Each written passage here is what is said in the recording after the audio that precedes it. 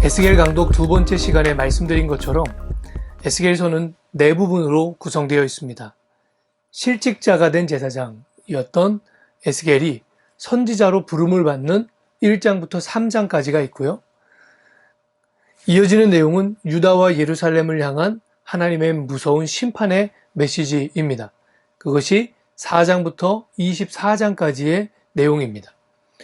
오늘을 끝으로 심판에 대한 예언은 우리가 마무리하려고 합니다. 그 다음 이어지는 내용이 25장부터 32장까지, 이것도 역시 심판의 예언인데 그 대상이 다릅니다. 이스라엘 주변국들을 향한 하나님의 심판의 메시지가 바로 25장부터 32장까지의 내용입니다. 이 부분은 여러분들이 각자 읽어만 보시기 바랍니다. 특별히 강독을 하지는 않겠습니다. 대신 다음 주부터는 에스겔서의 마지막 부분인 33장부터 그 마지막까지 다루려고 하는데요. 이 부분은 사실 가장 중요한 부분입니다. 유다와 예루살렘을 향한 철저한 심판을 선포하시고 집행하신 하나님의 이유가 무엇인가? 그 진짜 이유가 밝혀지는 장면이 바로 이 장면이기 때문입니다. 하나님의 본심은요, 언제나 우리를 구원하는 것이고요, 우리를 회복하는 것이고요, 우리를 새롭게 하는 것입니다.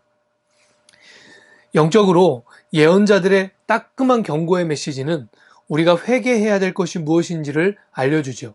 그리고 구원과 회복의 메시지는 우리가 궁극적으로 돌아가야 할 영혼의 자리가 어디인지를 우리에게 알려줍니다. 동시에 우리는 예언자들이 가진 정치적인 메시지도 주목해 볼 필요가 있습니다. 오늘날에는 예언서를 일반 대중의 눈으로 읽을 때가 많지만 사실 예언자들이 이 예언을 선포할 때는 실제로 많은 경우에 그 시대의 왕들과 고관들을 향해서 직접적으로 이 예언을 선포한 때가 많았습니다. 그러니까 그 안에는 어떤 정치적 메시지가 함께 담겨져 있었다는 뜻입니다. 우리가 예언서를 읽으면서 가장 관심을 가져야 하는 부분은 무엇이냐면 바로 하나님의 꿈입니다. 예언자들은 하나님의 꿈에 동화되어 있었던 사람들입니다. 그래서 예언서들 안에는 이 땅을 향한 하나님의 꿈이 무엇인지가 잘 나타납니다. 지도자를 평가할 때 그가 가진 능력, 당연히 중요합니다.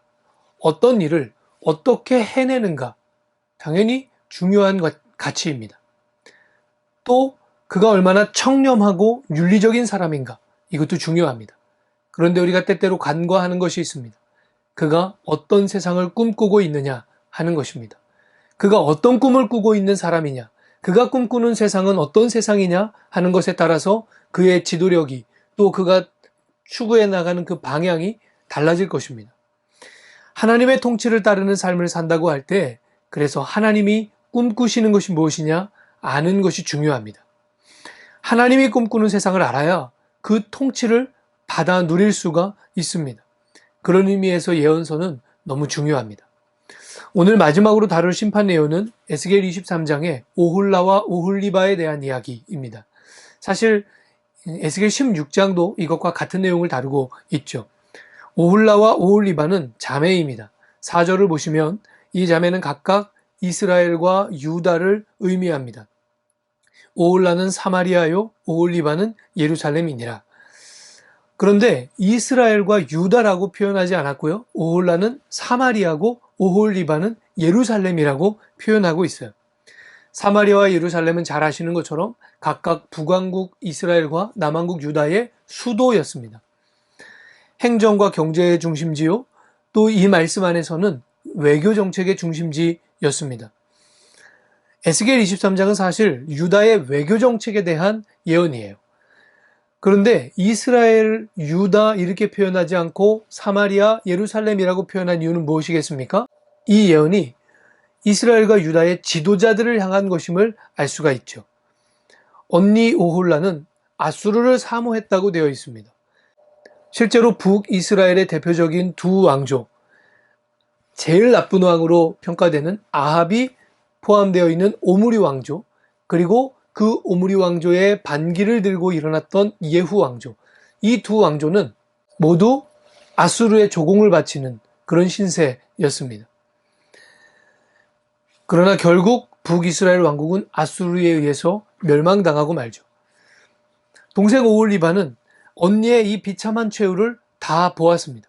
그럼에도 불구하고 동생은 하나님 보시기에 더욱 악했다고 되어 있습니다.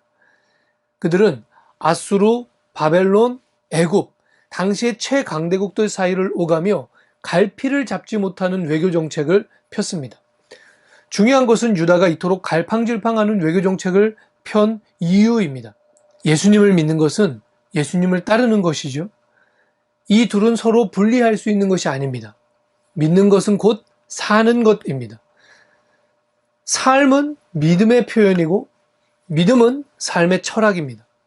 그러니 예수 잘 믿는 것은 당연히 잘 사는 것이죠. 그럼 예수님을 믿으며 잘 사는 것은 어떻게 사는 것일까요? 함부로 세상을 따르지 않는 것입니다. 아무 소리나 들으며 이리저리 떠밀려서 살지 않는 것입니다.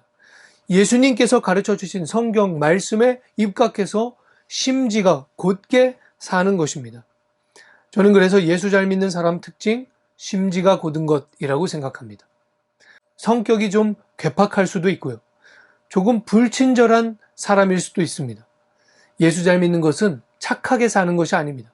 예수 잘 믿는 것은 심지가 곧게 사는 것입니다. 당시 유다 왕실과 조정은 왜 그토록 갈팡질팡하며 친아수르, 친바벨론, 친애굽 나뉘어져서 이리 붙었다 저리 붙었다 그렇게 했을까요? 그들 속에 하나님의 말씀이 없었기 때문입니다. 세상을 향한 하나님의 꿈이 무엇인지 그들이 전혀 이해하지 못했기 때문입니다. 우리가 아이들에게 위인전기를 많이 읽히려고 합니다. 왜 그렇죠? 세상을 향한 훌륭한 꿈을 꾸며 살았던 사람들의 이야기를 통해 좋은 꿈을 배우게 하기 위해서죠. 성경은 하나님의 이야기입니다. 특히 성경에는 이 세상을 향한 하나님의 꿈이 담겨 있습니다. 하나님은 어떤 세상을 꿈꾸셨는지를 모르면 유다 왕실처럼 가벼운 존재가 됩니다. 시편 1편에는 바람에 나는 겨와 같다 하는 표현이 있는데 바로 그와 같이 되는 것이죠. 하나님의 꿈을 배우십시오. 하나님이 꿈꾸셨던 세상을 꿈꾸십시오. 사람의 가슴 속에 있는 위대한 꿈도 배우려고 노력하는데 하물며 온 천지의 주인이신 하나님이 어떤 꿈을 꾸셨는지를 배운다면 여러분 그것이 그 꿈이 우리의 인생을 어떻게 변화시킬까요? 이제 에스겔 33장 이후에서는 하나님의 꿈 이야기를 나눌 것입니다. 기대가 됩니다. 우리 모두가 하나님의 꿈에 동화되어서 이 땅을 살지만 하늘에 속한 하늘의 백성으로 살 수 있기를 주님의 이름으로 축원합니다.